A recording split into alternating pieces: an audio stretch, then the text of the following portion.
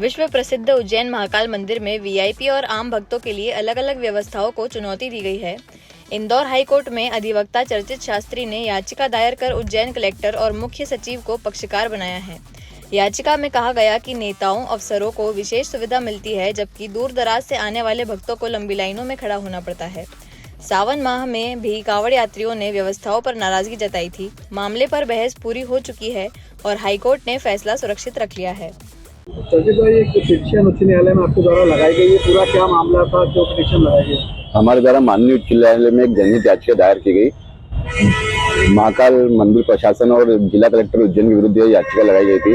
जिस तरह महाकाल मंदिर में जो लगातार भेदभाव भक्तों के साथ हो रहा है, उसको लेकर हमारे द्वारा ये याचिका प्रस्तुत की गई थी, जिसमें महाकाल को दो भागों में प्रशासन द्वारा कर दिया गया। एक नेता पुत्र और वीआईपीओ के लिए एक अलग से सुविधा कर दी गई, और जो भक्त हो रहा है वो लगातार धक्के खा के परेशान हो रहा है, उसके विरुद्ध याचिका लगाई गई थी। हमने न्यायालय को बताया भी कि कैसे व्यापारी लोग आते हैं, व्यापारी लोगों को अंदर प्रवेश कराया जाता है, व्यापारी लोगों की सेवा की जाती है, व्यापारी अंदर जाके अभिषेक करता है, और जो भक्त है वो लगातार धक्के खाते रहता है।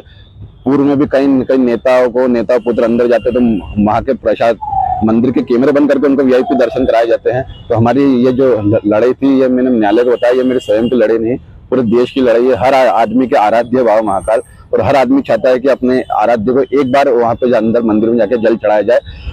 इसके लिए हमने न्यायालय से निवेदन भी करा कि इसमें एक पर्टिकुलर टाइम, भले सुबह का, दोपहर का, शाम का, रात का, कोई भी ऐसा फिक्स किया जाए, भले 3 घंटा किया जाए, कि इसमें आदमी के मन की इच्छा है।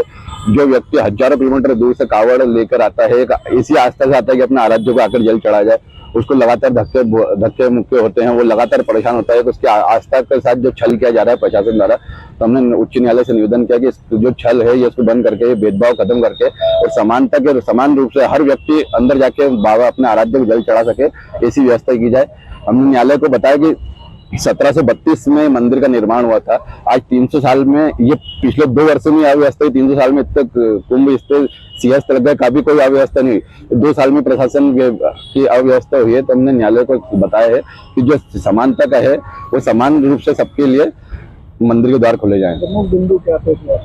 प्रमुख बिंदु हमारा यही था कि सभी व्यक्तियों के लिए एक पर्टिकुलर टाइम फिक्स किया जाए, उसके लिए कि व्यक्ति अंदर जाके अपने आराध्य को जल चढ़ा सके। और जो भेदभाव और लगातार जो वहाँ के प्रशासन जो कर रहा है कि व्यापारियों को, नेता पुत्रों को अंदर जो प्रवेश दिया जा रहा है, उसको बंद किया जाए और सभी को समान रूप से उसमें अवसर प्रदान किया जाए। जिसमें माननीय उच्च न्यायालय ने हमारे पक्ष को सुना, शासन के पक्ष को सुना, और माननीय उच्च न्यायालय ने भी सहमत होकर उस फैसले को सुरक्षित रखा है, और हमें उम्मीद है कि ये फैसला हमारे पक्ष में आएगा।